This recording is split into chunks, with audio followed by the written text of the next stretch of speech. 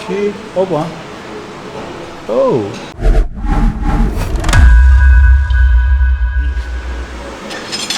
Ce avem noi la cum stă? Aoleu, spus diagnoza aia mare. Diagnoza mare.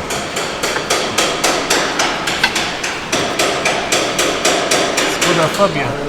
Da. Nu. E ok. Nu, e ok, e ok. O parte de jos cam asta, E mai flexibil ăsta. Interiorul ăsta văd că a fost schimbat. Și ăsta a fost schimbat. Doar cablurile sunt rupte. Pune două cabluri frumos la tot. A făcut o treabă, dar a făcut-o până la final. Rupte? Da, aici, uite. Nu e bine. Da. TDI. Performance. TDI, măi, băiatule, mă. Asta e de aia de fuge. De cur. De latul. De strâmbul. Joza ieșe prin capac. Legeți cu Joza, tubulatorul sau țeavă. E bolnavă, săraca. Lipsește un cilindru piston. Eu ziceam că e bolnavă la cauzele astea două. Asta e inginerie. Fiecare e cel doare, vezi? Inginerie românească. Dacă ăsta suferă de 6 pistoane, care e 4 și altul are 6 și eu am 4, ăsta vrea 6 și el zicea, aoleu, 3, mai trebuia încă 3. Cablaj electric, injectoare.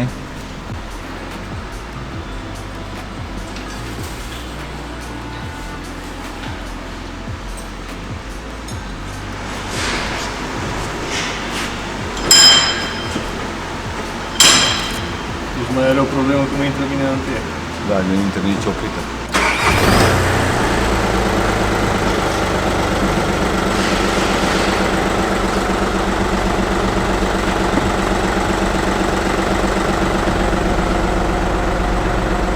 Check engine, airbag și apă și uși. Trebuie să vedem dacă se repară cu eroare. Fac, am reparat eroarele. Centura e că nu are pus. Dacă pune și pe aia mai stric un bec. Ian. Nu, acordeon. Acordeon, băi. Acordeonul la maxim. Tot dacă în priză.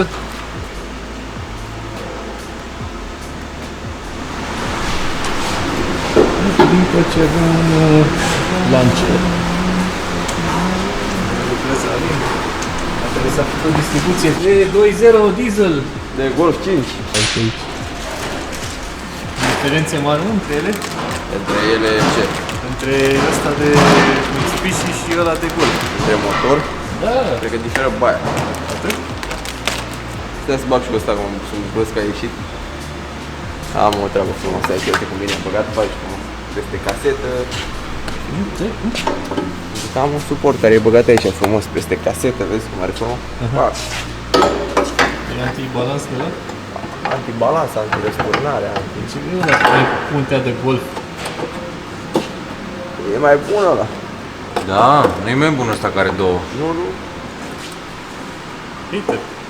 Dar cu el e haterul.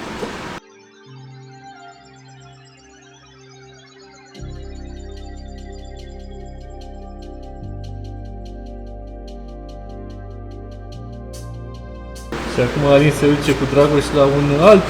Hai și acolo, să vezi care e treaba. Să vezi lucrarea. Aici, băi. A, 4 este, 2 minute. E căzut evacuarea la treacă.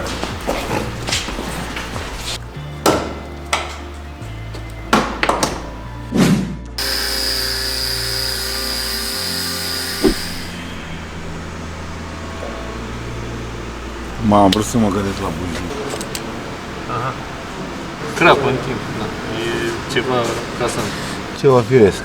Firul ăla trebuie schimbat, izolația aia, nu mai e bună, dar problema care o are e după releu aici, în situația asta. Hai să vedem la al doilea cod de eroare.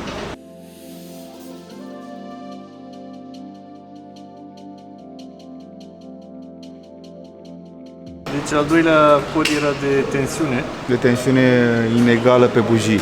Anormală. Adică, anormală, un control inegal. Calculatorul sesizează asta și taie comunicarea, spune gata. Căutați-mă când sunteți pregătiți de drum. Deci Pentru- ca să fie sigur ce ar trebui.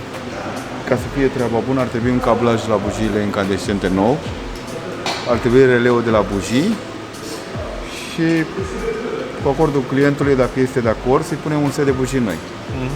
Sunt 3 bucăți, n-ar trebui să fie... Da, nu, e generație mai veche. De aici poate să apară și eroare la... Vehicle battery... îți dă mesaj. E bateria... Auzi? Pune și mie o baterie, te rog, nouă. Da, și asta se leagă și cu pornirea. Exact. Deci ar trebui să înceapă cu o baterie totuși. Da, da. Baterie nouă, bună. Hai la coleg. Colegul? Recomandare, baterie nouă. Recomandă mașina, adică nu trebuie să fim noi care recomandăm în situația asta. Chiar ea scrie acolo și spune că vrea baterie nouă mașina. Da? Da. Zic viteza care e. Trebuie reglată timoneria. Atât? Și o să intre ok în viteză pe? Da, pentru că eu când îmi bag în a întâia, duc căutătorul spre mașalier, cum s-ar spune, în stânga. Dacă apeși un pic pe manetă să o duci spre mașalier, imediat intră viteza, înseamnă că nu-i reglaj corect. Sau e un zero. Habar n-am. Trebuie Dar nu văzut. e din cutie.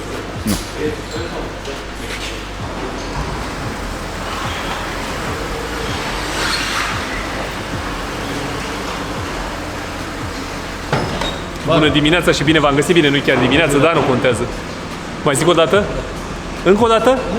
Încă o dată bună dimineața și bine v-am găsit. Pentru a 200, câte clipuri am avea, mă? Multe. Așa. Avem o Skoda Fabia cu niște... E ceva în neregulă cu ea. O bătaie. E ceva acolo. Cu o constatare într-o primă fază. Cu o constatare într-o primă fază și vedem după aia ce e de făcut. Se constată că și asta, ca și aia, are 3 cilindri, dar este benzină și cu cai mai puțin, sau la fel. Da. Pipi? Nimic? Nimic, ca vizual.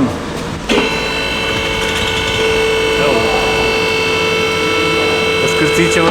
Nu mi-a plăcut. Cauciucul e spălat pe jos. Curățenie. Valică, ordine și curățenie. Are furtune de frână noi mașina.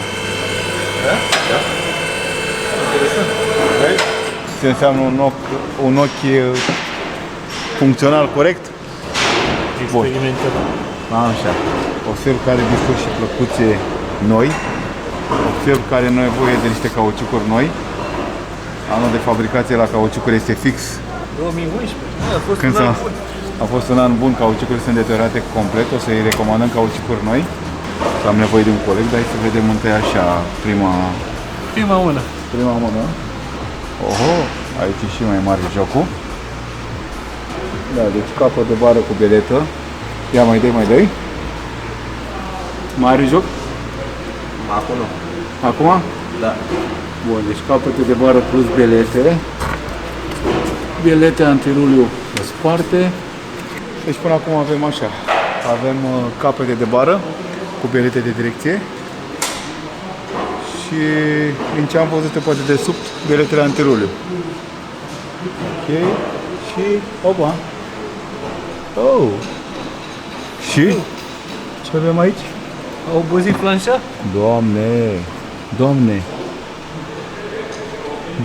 ce e aici, Doamne? Hai că nu am curaj să bag mâna, că se putea să arcul într-o parte. Se pare că s-a rupt arcul și în momentul când s-a rupt arcul, flanșa a trecut, arcul a ieșit din flanșă, pentru că s-a rupt o spiră și s-a dus deasupra. Acum arcul nu mai stă pe flanșă, stă pe caroserie, direct. Deci, teoretic, ar trebui 2 arcuri noi, flanșe noi, kit de protecție și amortizoare noi. Ți are ceva frumos. Ce? Mama! Aoleu. Mama! Foame! Mama! Foame! Mama! Foame! Ba, băi, e foame, băi. Tata! Foame! Tata! Foame! Ar mai trebui un kit de protecție amortizoare. Dacă amortizoare mai funcționează corect, în rest arată relativ bine. Trebuie să arată benzina aspirată de fosă. Da. Curățică. Curățică, da. Cam atât. Deci, așa cum am menționat, are nevoie și de amortizoare față. Deci treaba e în felul următor. Am discutat cu clientul și i-am explicat tot ce are de făcut la mașină. În situația de față, clientul nu își permite să repare mașina așa cum ar trebui. Adică nu își permite să facă absolut tot ce a constatat vălic. Și a zis așa, clar, amortizoare cu arcuri, arcul e rupt, nu? Așa? Deci amortizoare cu arcuri cu pufăre, că se leagă toate. Deci astea nu are niciun sens să le împartă cumva ca să dea iar jos amortizoarele și să pună după aia flanșele. Bun, deci astea le face 100%. Și la partea de bielete, capete de bară, burdufuri de casetă, care ar trebui făcute toate, ca de obicei, în set, ca să facă după aia și o geometrie și așa, ne-a rugat dacă putem să identificăm exact de unde vine sunetul și să schimbăm doar piesa cu probleme. De exemplu, dacă e capul de bară de pe partea dreaptă, ne-a rugat să-l schimbăm doar pe ăla. Noi am făcut recomandarea, ca de obicei, că nu se face așa, se schimbă tot un set.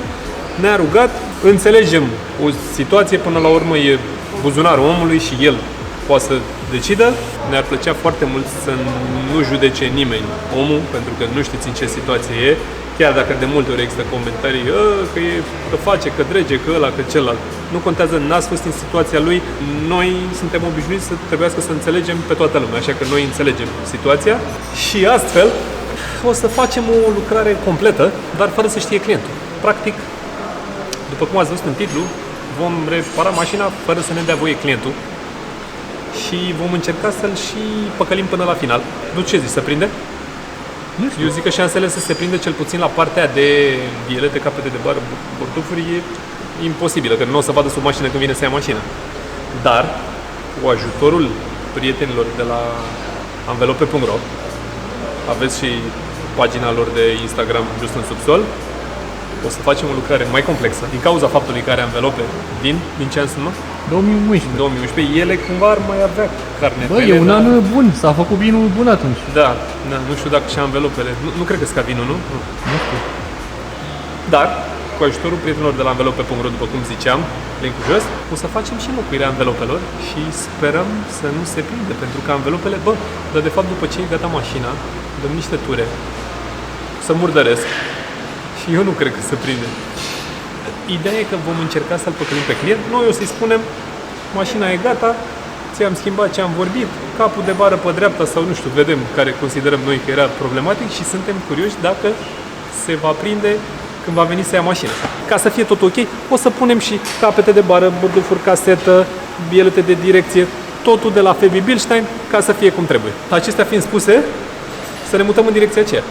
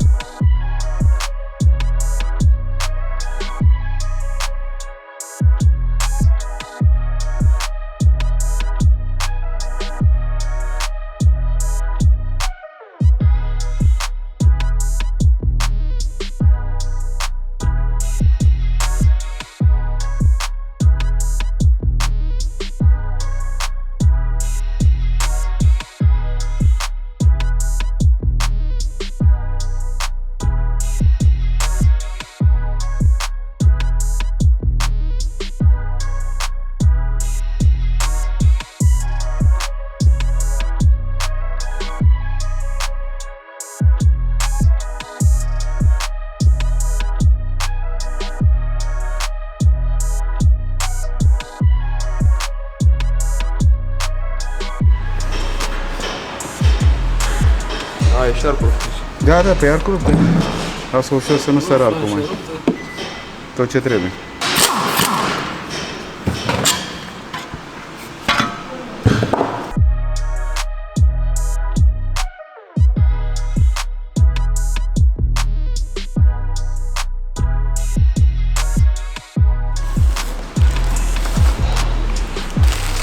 Deci ne-au venit momentan bieletele de direcție, capetele de bară, bieletele antiruliu.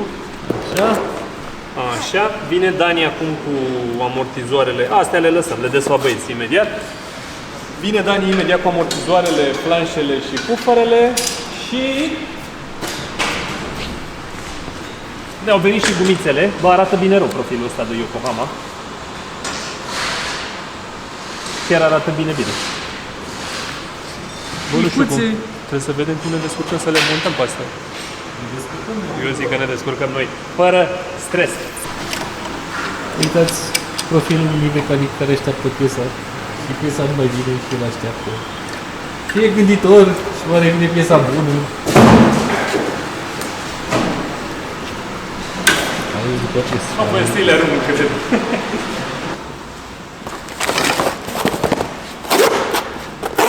Ulei.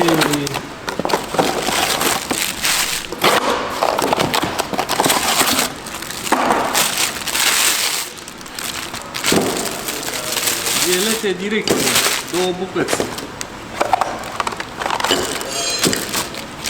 Cap de bară 1. Cap de bară 2. Violeta antiroliu 1.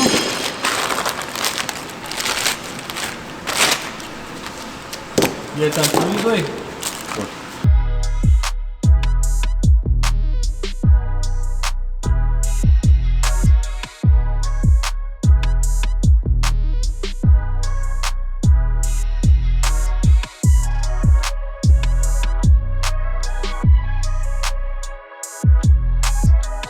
Haide mă, pune și gumele. Hai că le pun eu. Că am lucrat pe vulcanizare vara asta. Da? Mă pricep, da. Ia. Cum știi să le pui? Stai un pic că să-l pregătesc pe ăsta, să-l încălzesc un pic.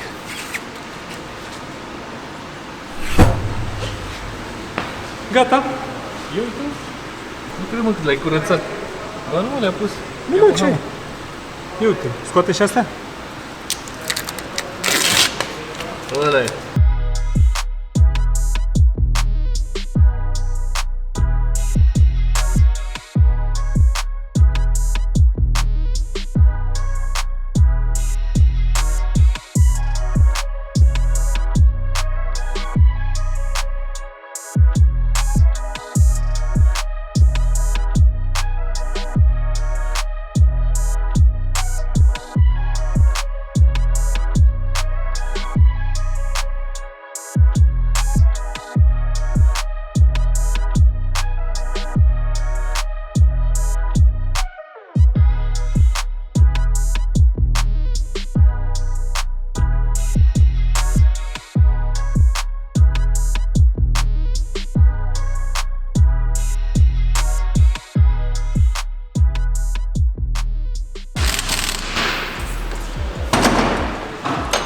Gata. S-a terminat. Pe partea asta e ok, nu? Da. Asta e strâns, asta e strâns, asta e strâns, Jos asta acolo e strâns, asta e strâns și asta e strâns. Asta e strâns, asta e strâns, asta e strâns, asta e strâns.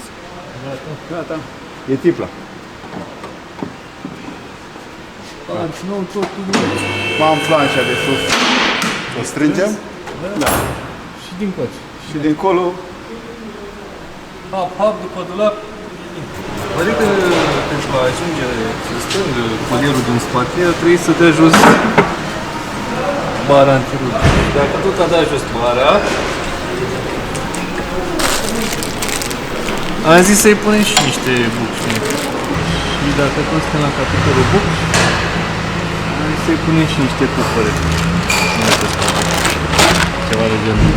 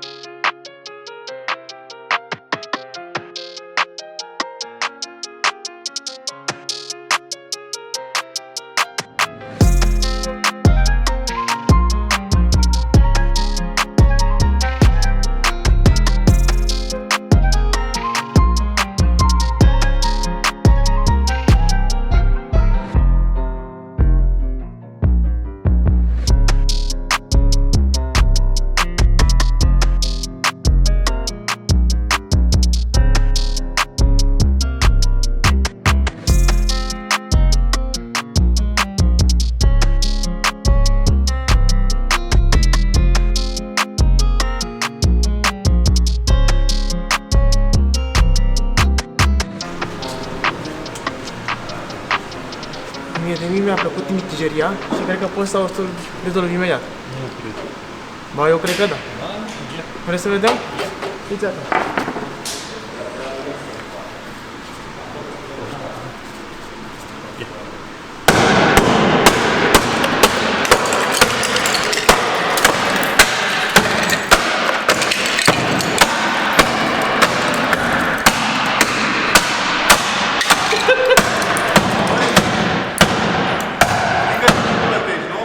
E sub control, stai liniștit. Cum? E totul sub control. Știi cât trebuie să plătești? A fost o glumă de la rare. Nu e problemă.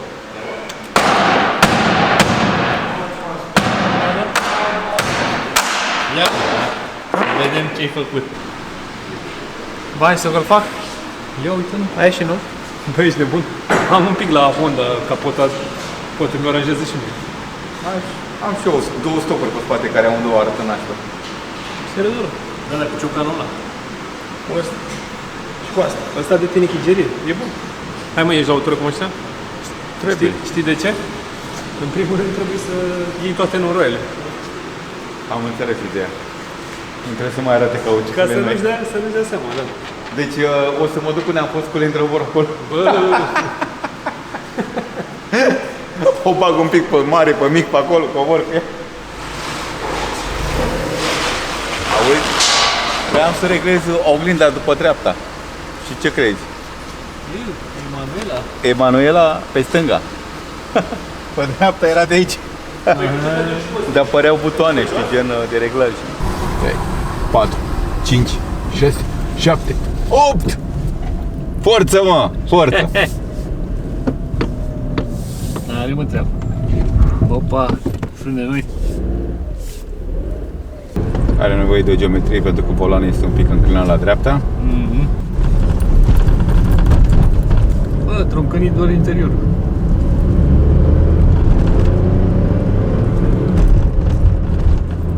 Unde ce tare e! Observ că e destul de dură la crot, Da. foarte Și țapă. balonul e măricel la învelope. Am impresia că avem un balon mare la roți cumva, o presiune mare la roți făcută. Posibil. Bă, deci asta este chiar bază.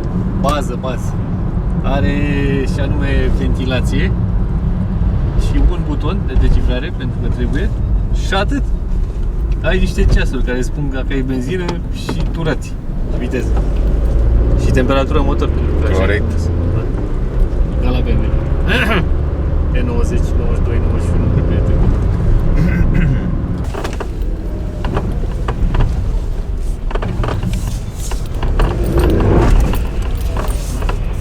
Hai, să treci până astea așa ușor. Trebuie să duci în prima roți, le 100%. Vedeți unde mergi, poate le dezvolți. Bulevardul voluntar suntem, să știi. Da, asta e bulevard.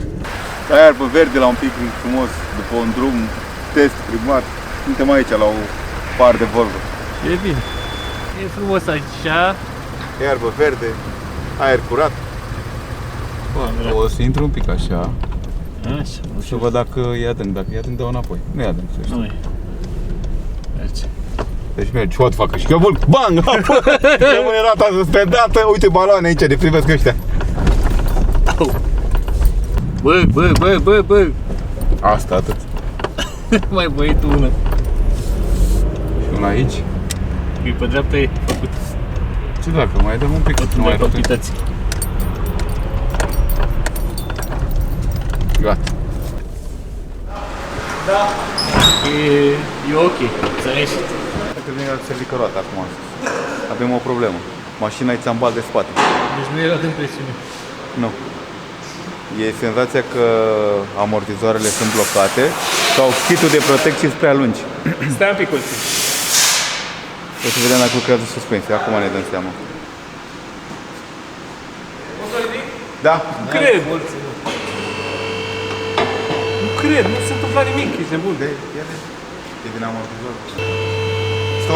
Stop. E bine, da? Lasă-o în jos până stă pe pământ mașina, că vreau să văd să tândă cu suspensia pe spate. Până dispare elevatorul după longerul, da?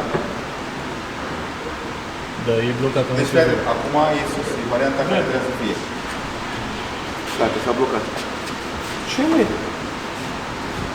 Da, l-ai blocat mai jos acum. Da, pe rămâne mai jos. De ce fă bubuiță? A rămas să nu se mai descarcă. Se duce până jos. Nu pot. Și în momentul când le-am dat jos, desfăcându-le și descărcându-le de tot, există șansa să întâmple asta. Ăsta e descărcat. Apasă pe el. E ok. Și trage de el. S-a blocat.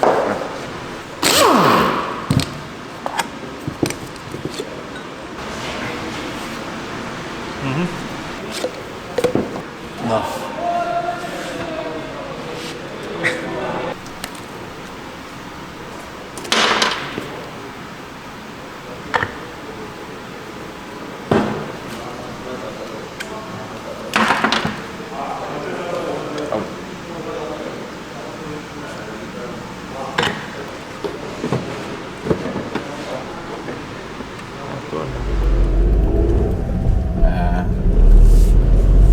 Ia să vedem. E flexibilă mașina acum. Într-adevăr, se simte fața foarte dură, dar lucrează totuși. Stă foarte bine, adică nu asta amortizoare noi, arcuri noi, planșe noi. Da, e altceva. Aici era pentru că spatele era blocat. Și erau blocate amândouă amortizoare, nu numai una. Bă, nu știu cu ce să încep. Mașina e gata, am vorbit cu omul și i-am explicat așa. N-a mai fost nevoie de bieletele antiruliu, au scăpat alea vechi. N-a mai fost nevoie de arcul de pe dreapta, că era bun. Doar ăla de pe stânga a fost schimbat. N-a mai fost nevoie de ambele bielete de direcție și ambele capete de bară, că a fost doar bieleta pe stânga, că știi cum e, că pe stânga, nu, pardon, de pe dreapta. Că pe dreapta o bulești în general, că pe stânga o ferești. Așa, stopul l-a făcut lui Sam. Așa, plus că de amortizoarele spate și așa, nu mai contează. Deci el vine acum să-și vadă piesele vechi, adică doar astea de aici. Și cam atât. Eu cred că șansele să se prindă că s-a întâmplat mai mult de atât la mașină sunt zero. Le arătăm și de ce? Că am și poziționat mașina încât să nu vadă nici polișul de la stoc și gumele a avut bălică grijă de ele să le facă rodajul. Băi, eu zic că nu se prinde.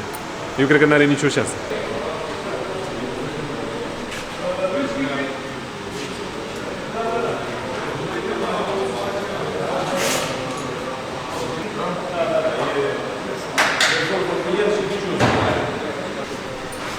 Între timp am dus o mașină la spălat și am rămas aici descoperit, dar chiar sunt curios. Bă, ar fi șanse mari să-l vadă pe ăsta măcar. L-am trimis la Iulica să rezolve cu plata. Pentru cele două amortizări. Am stabilit pentru ce. Păi când am zis, mă, că e lucrarea gata. Am uitat să-i punem omului ceva de aici, să fie totul fresh. N-am zis că tot timpul lucrarea va fi gata. Când îl punem pe ăsta mic aici. Corect. Bă, pe ăsta îl vede sigur. I-am scos pe ăștia vechi. Gata, coboară imediat. Da, picat pe tine, ador cu găsul. Cine?